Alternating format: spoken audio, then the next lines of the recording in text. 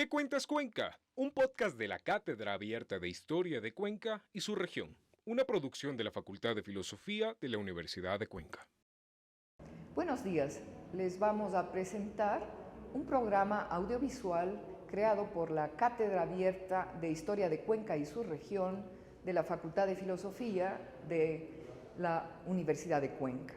Este programa está preparado para ser presentado a través de las redes sociales de la Facultad de Filosofía y también, por supuesto, dedicado especialmente al programa de Voces Azuayas que nos auspicia. Nos permitirá estar con ustedes, con el público, atendiendo temas de la historia local, de la historia regional y sobre todo de lugares excepcionales de la historia y nuestro patrimonio, como como el de la capilla de la familia de los Coronel de Mora. Hemos invitado especialmente al magíster Manuel Carrasco Vintimilla, que fue profesor de la Facultad de Filosofía en el área de Historia y que, por supuesto, ha continuado con sus investigaciones y recientemente está preparando un libro en donde se habla de esta capilla, de la fundación de la capellanía de la familia Coronel de Mora y de la historia de la iglesia que hoy llamamos Catedral Vieja. También quiero agradecer que nos hayan prestado este espacio a la Curia de Cuenca, al Museo Catedral Vieja, a Monseñor y al señor Efraín Lucero, que es el coordinador cultural de este espacio. Manuel, quisiera que nos hablara sobre la historia de este espacio patrimonial de la Catedral Vieja, hoy Museo Catedral, y que tiene relación con la familia Coronel de Mora. Cuéntenos un poco de la historia de Cuenca relacionada con la familia Coronel de Mora, que se estableció en los años finales del siglo XVI en nuestra ciudad. Bueno, yo creo que la fundación de Cuenca tiene algunas razones para explicar. Primeramente sería una visión de estrategia porque el valle de Paucarbamba, Guapondeli o Tomebamba, es decir, este valle, me parece a mí que en la época y actualmente tiene como diría, es un valle de encrucijadas, ¿no es cierto? De aquí a la costa tenemos poco trecho de camino, de aquí a la región oriental tenemos poco trecho, luego ya en las necesidades de los castellanos, vincular a Lima con Quito, que eran los dos grandes polos políticos administrativos, ¿no es cierto? Buscaban un sitio un poco más. Naturalmente habían tambos, pero no había este valle hermoso, este valle tranquilo, de supuestamente un buen clima, con ríos, con facilidades para la vida. Eso por una parte. Por otra, antes de la fundación, usted sabe, Ana Luz, ya había habitantes en Tomebamba, había habitantes castellanos que empezaron a vincularse con los cañaris, ¿no es cierto? Parece que en principio vinieron los encomenderos, ¿no? Especialmente Rodrigo Núñez de Bonilla, pero compañeros de Rodrigo Núñez de Bonilla ya se quedaron.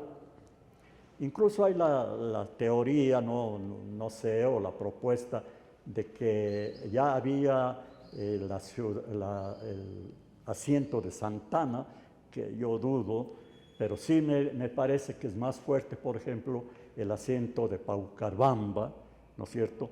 Es decir, ya había una población que necesitaba de todo el aparataje jurídico, administrativo y vital que tenía, diríamos, la legislación castellana. Quisiera, Manuel, que nos pudiera contar para este programa ¿Qué cuentas Cuenca?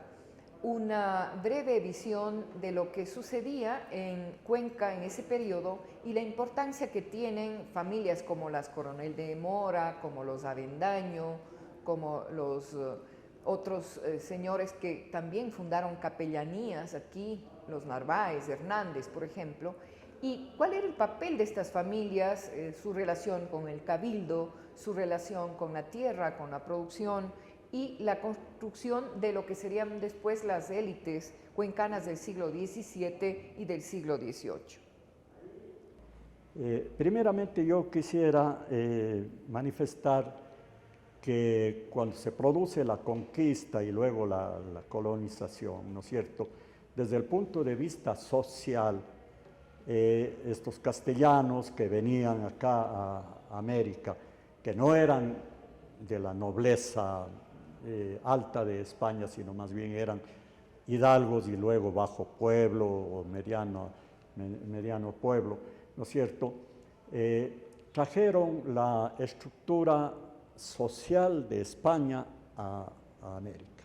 A principios del siglo XVII aparece aquí en la región un joven de aproximadamente 16 años denominado Antonio de Mora. Luego aparecerá ya con el título de capitán en su mayoría de edad. Él ha venido desde Ciudad Real con su padre a Lima, más o menos a la edad de 6 años. Luego muere su padre ahí en Lima y él queda huérfano, joven, y parece que le antecedían a él acá en la ciudad 2 hermanas, doña Catalina Coronel de Mora y doña Constanza de Mora, que vinieron anteriormente. Entonces él viene ya acá a Cuenca, como digo, joven, y más o menos a los 20 años establece matrimonio con una descendiente de uno de los primeros pobladores de la ciudad, el capitán Miguel de Contreras. Y esta señora, doña Agustina de Contreras, era también nieta de otro fundador de la ciudad, de Pedro, como es Cajas de Ayala. Entonces, él establece este matrimonio, me parece a mí, de pura conveniencia, porque el suegro y el abuelo, como digo, eran miembros del municipio, del cabildo, ¿no es cierto? Y él muy hábilmente establece este matrimonio con miembros de lo que ya constituían una jerarquía social aquí en la ciudad, por una parte. Y por otra, para terminar un poquito, por suerte, hereda una cuantiosa fortuna, ¿no?, de su hermana Catalina. Eso lo declara en su testamento, más o menos hasta ahí. Manuel, sería muy interesante que nos hablara más sobre la familia Coronel de Mora y en particular de doña Catalina Coronel de Mora, que es la fundadora de la capellanía y por supuesto a nombre de ella y para ella, en su patronazgo, se construyó este espacio tan hermoso que hasta hoy Cuenca tiene como parte de su patrimonio. Es decir, háblenos de esa Catalina, de su deseo de que se funde la capellanía y por supuesto el papel que cumplió su hermano y luego su sobrino para dar paso a la construcción de esta hermosa capilla. También habría que establecer algún antecedente de esto, ¿no es cierto? Yo he encontrado que en España, al inicio del cristianismo, de la cristianización de los reinos de España, ¿no es cierto?, se estableció una costumbre, la de enterrarse las élites en las iglesias, ¿no es cierto? Dice que al principio se enterraban en los atrios, luego se fueron apropiando del interior, en fin. Esa costumbre se trasladó también acá a América. Cuando se funda la ciudad, lo primero que se hace es señalar un terreno, un manzano como este que estamos ocupando actualmente, ¿no es cierto?, para la construcción de la iglesia principal de la ciudad. Y empiezan ya cuando habían fallecimientos, empieza a retomarse la costumbre de enterrarse en la iglesia. Inclusive cuando se realizó la reconstrucción de estas se encontraron osamentas, hay la cripta que estábamos viendo, en fin. Entonces, doña Catalina, que parece que fue una mujer muy, muy rica, le había comentado que le dejó una notable herencia a su hermano, este joven capitán de Mora. En su testamento, que no lo he logrado encontrar de doña Catalina, pero sí tengo el testamento del capitán Antonio de Mora, ¿no es cierto? Ella dispone que se establezca una capellanía en la iglesia matriz o en la iglesia principal de la ciudad de Cuenca. Y para eso deja una cantidad de dinero. Ahora, ¿cuál era el motivo vital, diríamos, de crear una capellanía? La mentalidad de este grupo de gentes que empezaron a vivir, que algunos le denominan como la modernidad, ¿no es cierto? Otros le dicen, tenían una doble mentalidad para mí, los que estaban viviendo entre finales del siglo XVI y comienzos del XVII. Por un lado eran mentalmente de la Edad Media, pero por otro lado también tenían una mentalidad ya moderna. Cargaban, diríamos, sobre sus hombros esta doble... No, ¿en qué sentido? Ellos pensaban que estaban de paso en esta vida y que al morir iban a vivir en el cielo, en el paraíso, y que era necesario hacer buenas obras para lograr este tránsito y tener una vida trascendental, en fin. Entonces, una de las formas era el donar a la iglesia para que se haga una capellanía. ¿Ya? En la historia del corregimiento de Juan Chacón, de nuestro compañero Juan Chacón, ¿no? Hay un acápite que dice la capilla de la familia Coronel de Mora. Esto pasó entre 1592 y 1596, es decir, ya al finalizar el siglo XVI, en que el capitán Antonio de Mora, posiblemente con la recomendación de su hermana y con los dineros que dejó su hermana para establecer la capellanía, para que los sacerdotes casi diariamente celebren misas para la salvación del alma de doña Catalina, ¿no es cierto? Su hermano recibió el encargo de ser patrono de esa capellanía. Bueno, lo cierto que con esa mentalidad, el capitán Antonio de Mora compra al obispo de Quito, pero no la capellanía que estamos aquí en este momento, sino compra el altar mayor de la iglesia. Ya, y en eso produce una reacción del cabildo.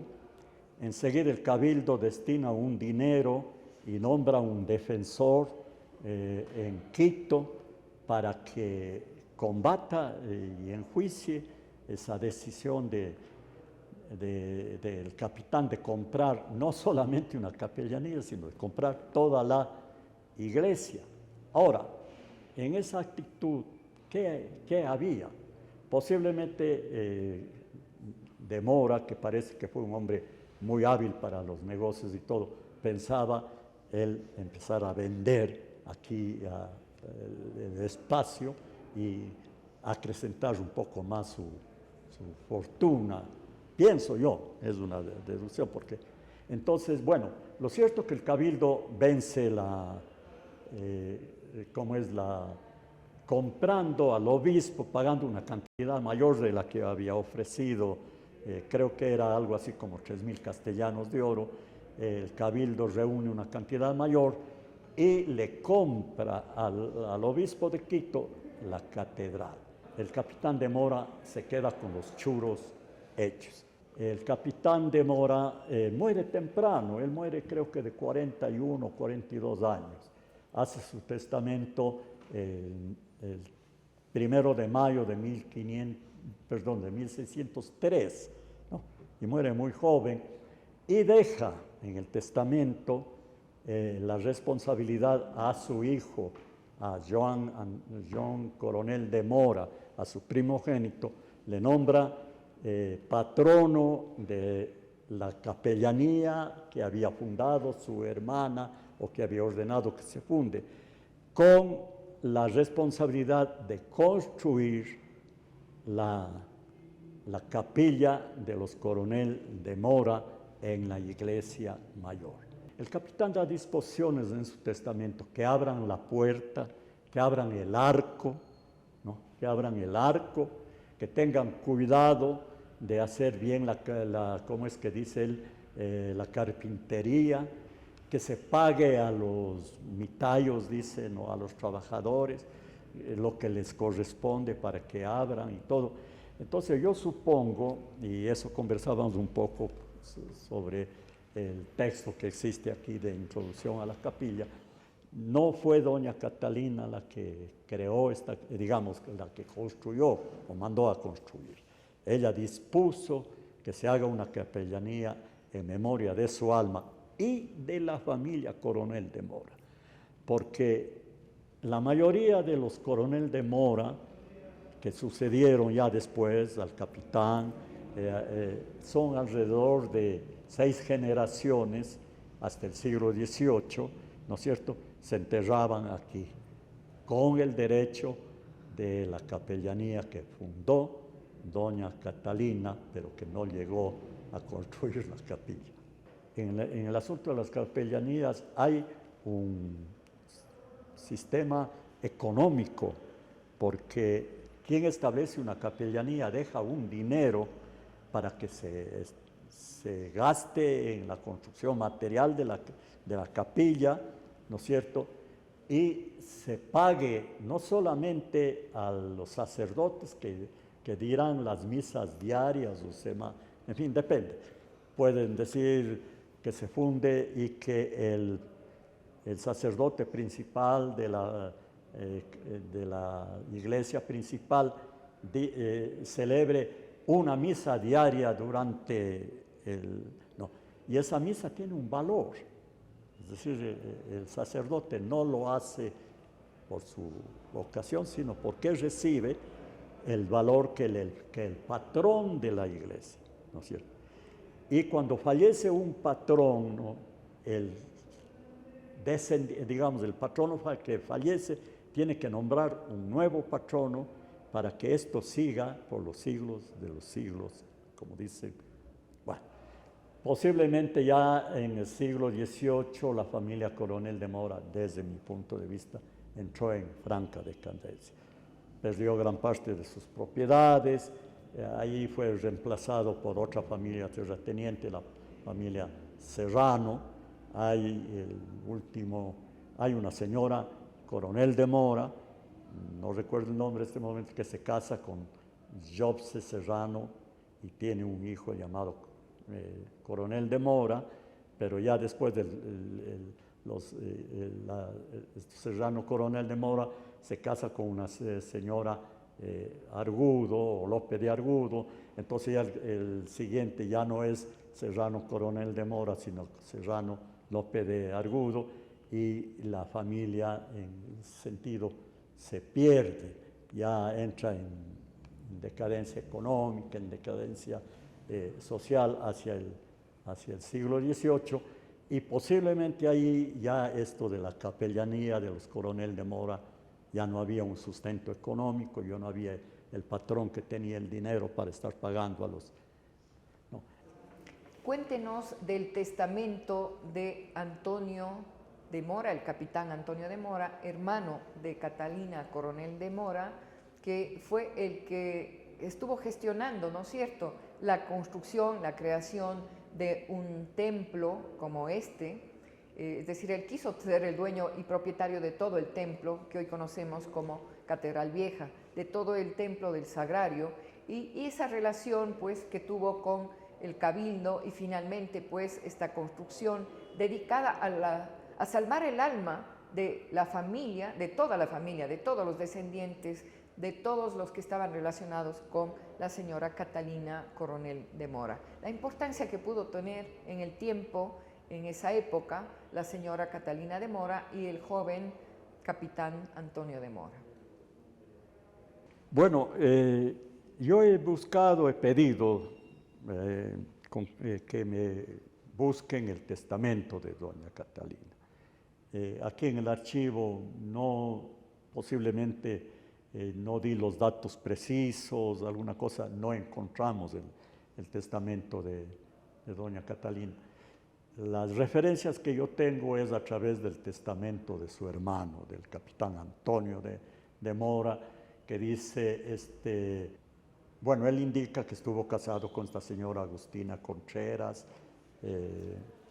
Cajas de Ayala, hija del capitán Miguel de Contreras, uno de los fundadores de la ciudad, alguacil a perpetuidad, en fin. Bueno, dice, cuando yo me casé, tenía algo así como 8,000 castellanos de oro de herencia de mi hermana Catalina. Tenía una esclava de herencia de mi hermana, 2 casas con sus respectivos solares aquí. Da referencias de eso, dice, yo tengo que recobrar un dinero que está en poder de un sacerdote tal que mi hermana tiene, dice, como resultado de sus pertenencias en Zamora. No, el padre de fulano de tal tiene que traerme ese dinero que ya ha recolectado porque ella tenía ya, no dice exactamente mina, ¿no? Sino dice, tiene dineros de Zamora, y lo que sí dice, indica que tenía ganado la señora ya.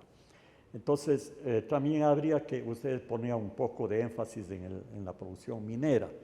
Yo dudo un poco también del valor esencial de la mina.